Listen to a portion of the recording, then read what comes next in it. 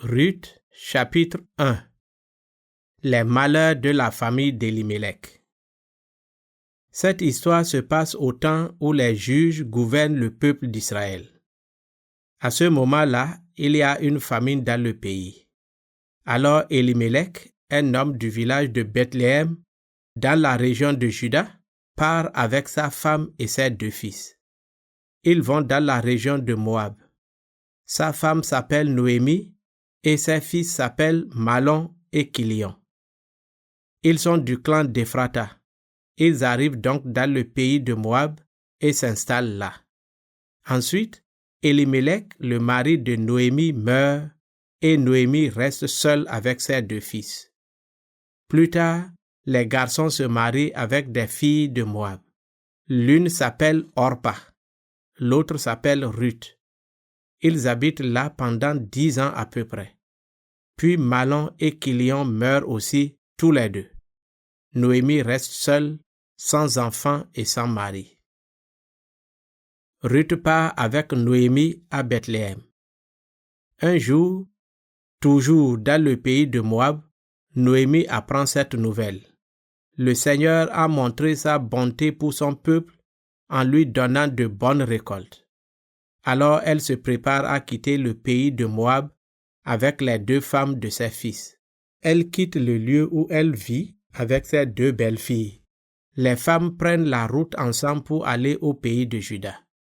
Mais Noémie dit à Orpa et à Ruth, « Maintenant, mes filles, rentrez chacune chez votre mère. Vous avez agi avec bonté envers mes fils qui sont morts et envers moi, de la même façon que le Seigneur montre sa bonté envers vous. Qu'il vous permette à toutes les 2 de retrouver un mari et d'être heureuses avec lui. » Puis elle les embrasse. Alors les 2 jeunes femmes se mettent à pleurer beaucoup. Puis elles disent à Noémie, « Non, nous allons avec toi dans ton pays. » Mais Noémie leur dit, « Rentrez dans votre famille, mes filles. Pourquoi est-ce que vous voulez venir avec moi? Est-ce que je peux encore avoir des fils qui pourraient se marier avec vous? Non, je suis trop vieille pour cela. Rentrez chez vous, mes filles. Oui, partez. Je suis trop vieille pour me remarier. Bien sûr, je pourrais dire, il y a encore de l'espoir pour moi. Oui, cette nuit même, je vais avoir un mari qui va me donner des fils. Mais même dans ce cas, est-ce que vous pouvez attendre qu'il soit grand? Est-ce que vous allez refuser de vous remarier pour cela? Non, mes filles, ma vie est plus dure que la vôtre. En effet, la main du Seigneur m'a frappée. » Alors les 2 jeunes femmes recommencent à pleurer beaucoup. Puis Orpa dit au revoir à sa belle-mère en l'embrassant. Mais Ruth décide de rester avec elle. Noémie dit à Ruth, « Regarde, ta belle-sœur est retournée vers son peuple et vers le Dieu de son peuple. Fais comme elle, rentre chez toi. » Mais Ruth répond, « Ne me force pas à te quitter pour rentrer chez moi. Là où tu iras, j'irai. Là où tu habiteras, j'habiterai. Ton peuple sera mon peuple et ton Dieu sera mon Dieu. Là où tu mourras, je mourrai, et là, on m'enterrera. Que le Seigneur me punisse très sévèrement, si ce n'est pas la mort qui me sépare de toi. » Noémie retourne à Bethléem et Ruth va avec elle. Quand Noémie voit que Ruth veut à tout prix venir avec elle, elle n'insiste plus. Les 2 femmes marchent ensemble jusqu'à Bethléem. Quand elles arrivent là, tous les habitants sont surpris de les voir. Les femmes du village disent, « Est-ce que c'est Noémie? » Mais Noémie leur répond, « Ne m'appelez pas Noémie, la femme heureuse. Appelez-moi Mara, la femme amère, car le Tout-Puissant a rendu ma vie très amère. En partant d'ici, j'avais les mains pleines. Le Seigneur me fait revenir les mains vides. Il s'est tourné contre moi. Le Tout-Puissant m'a fait du mal. Ne m'appelez donc plus Noémie, la femme heureuse. » C'est de cette façon que Noémie revient du pays de Moab avec Ruth, sa belle-fille moabite. Elles arrivent à Bethléem au moment où la récolte de l'orge commence. Ruth chapitre 2. Ruth ramasse des épis dans le champ de Bose. Noémie a un parent dans la famille d'Elimelech, son mari. C'est un riche notable. Il s'appelle Bose. Un jour, Ruth la Moabite dit à Noémie, « Laisse-moi aller dans les champs. Je ramasserai les épis derrière quelqu'un qui sera bon envers moi en me permettant de le faire. » Noémie répond, « Vas-y ma fille. » Ruth part et elle va dans un champ pour ramasser les épis derrière ceux qui récoltent. Par chance, le champ où elle va est celui de Bose, de la famille d'Elimelech. Un peu plus tard, Bose arrive de Bethléem. Il salue les ouvriers. « Que le Seigneur soit avec vous. » Les ouvriers répondent, « Que le Seigneur te bénisse. » Bose demande au chef des ouvriers, « Qui est cette jeune femme? » Le chef répond, « C'est une jeune Moabite. Elle est revenue du pays de Moab avec Noémie.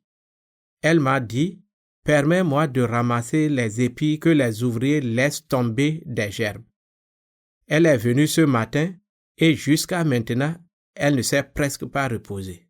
Alors Bose dit à Ruth, « Écoute ma fille, ne va pas ramasser les épis dans un autre champ.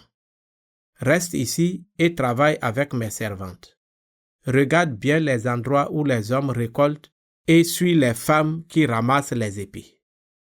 J'ai commandé à mes serviteurs de te laisser tranquille. Si tu as soif, va boire de l'eau dans les récipients que mes serviteurs ont remplis. » Ruth s'incline jusqu'à terre devant Bose.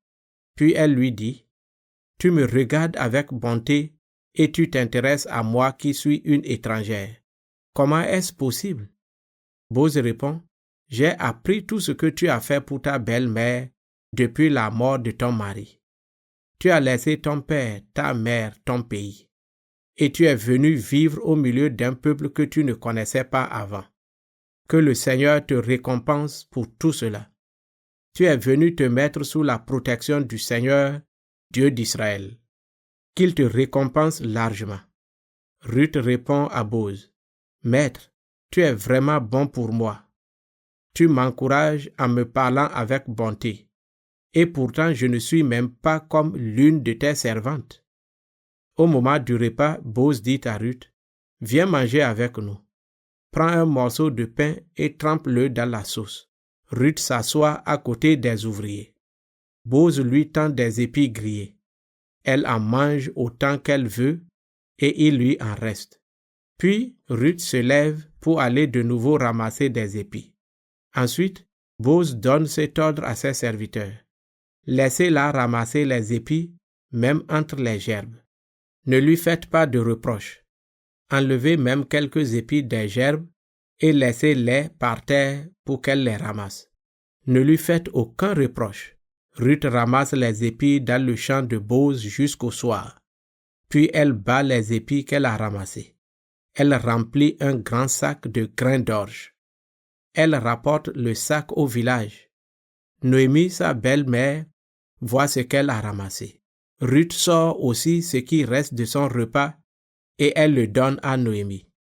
Noémie lui demande, « Où as-tu ramassé ces épis aujourd'hui? Dans quel champ est-ce que tu as travaillé?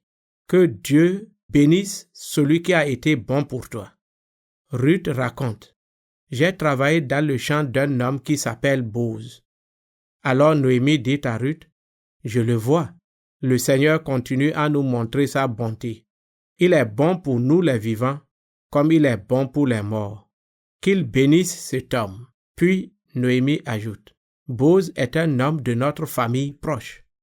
Il est l'un de ceux qui ont la responsabilité de prendre soin de nous. » Ruth la Moabite dit encore, « Bose m'a dit aussi, continue à ramasser les épis derrière mes serviteurs jusqu'à la fin de la récolte. » Noémie dit à Ruth, « C'est bien ma fille, continue de travailler avec les servantes de Bose.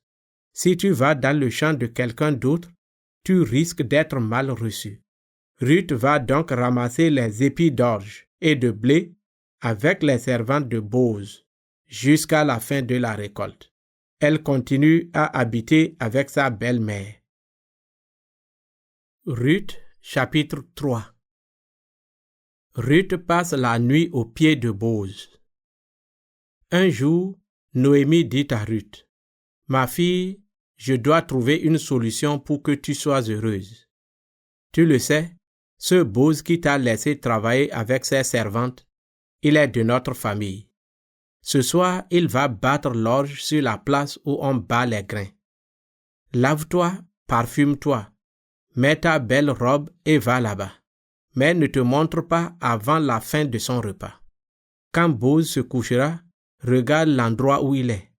Ensuite, approche-toi, écarte un peu sa couverture et couche-toi à ses pieds. Après cela, il te dira lui-même ce que tu dois faire. » Ruth répond, « Je ferai tout ce que tu m'as dit. » Ruth va à l'endroit où Boz bat les grains. Elle fait exactement ce que Noémie lui a dit. Boz mange et boit, et il est de très bonne humeur. Il vient se coucher au bord du tas de grains. Alors Ruth s'approche doucement, elle écarte la couverture et se couche à ses pieds. Au milieu de la nuit, Boz se réveille brusquement. Il se retourne et voit une femme couchée à ses pieds. Il dit, « Qui est-ce » Elle répond, « C'est moi, Ruth. Protège-moi. En effet, tu es un proche parent et tu as la responsabilité de prendre soin de moi. » Boz répond, « Que le Seigneur te bénisse. Tu n'as pas cherché l'amour des jeunes gens, riches ou pauvres. Ce que tu viens de faire prouve ta fidélité à la famille de ta belle-mère. Tu as agi encore mieux qu'avant.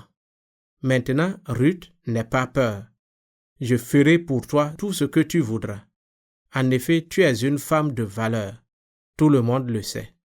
Oui, c'est vrai, je dois prendre soin de toi. Mais il y a quelqu'un d'autre qui est encore plus proche de ta famille que moi. Reste ici cette nuit. Demain matin, nous verrons s'il veut remplir son devoir envers toi. Si oui, il doit le faire. S'il ne veut pas, je te promets ceci devant le Seigneur. Je ferai pour toi ce que je dois faire. Dors jusqu'à demain matin. » Ruth reste couchée aux pieds de Boz jusqu'au matin. Puis elle se lève très tôt, avant la lumière du jour, pour qu'on ne la reconnaisse pas. En effet, Boz pensait, « On ne doit pas savoir que cette femme est venue ici. » Il dit à Ruth, « Enlève ton pagne de dessus et tiens-le bien. » Elle le tient bien. Alors Boz mesure à peu près 15 kilos d'orge et il les met dans le pagne de Ruth. Ensuite, il revient au village. Ruth va chez sa belle-mère. Noémie lui demande, « Cela s'est bien passé, ma fille ?» Ruth lui raconte tout ce que Boz a fait pour elle. Elle ajoute, « Il m'a donné ces 15 kilos d'orge en me disant, « Tu ne dois pas rentrer chez ta belle-mère les mains vides. » Noémie dit, « Attends ici, ma fille. Tu vas voir comment les choses vont finir. » En effet, cet homme-là ne sera pas satisfait s'il ne règle pas cette affaire aujourd'hui.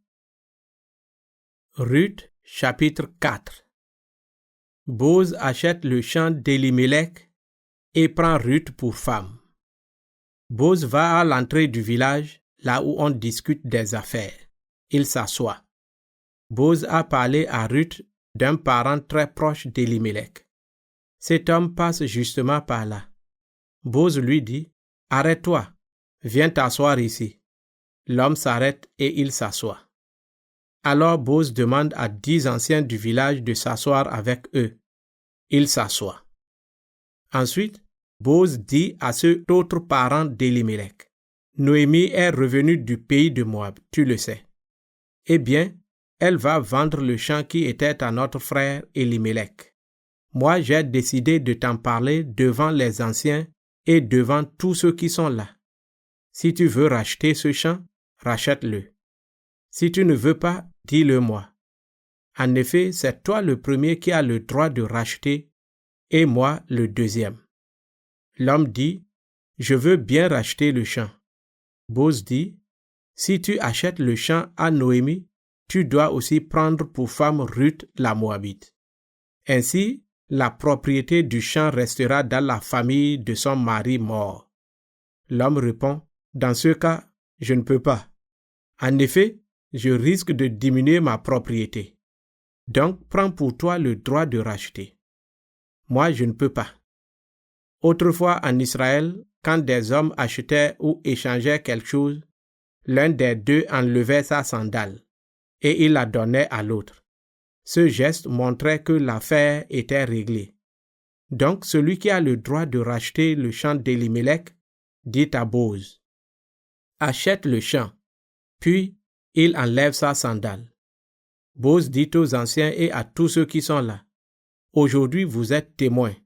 J'achète à Noémie tout ce qui était à Elimelech et à ses fils Kilion et Malon.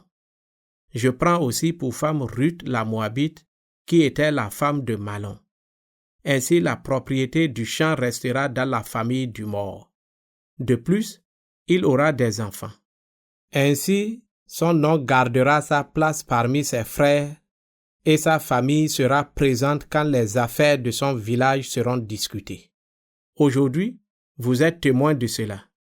Les anciens et tous ceux qui sont là répondent: oui, nous en sommes témoins.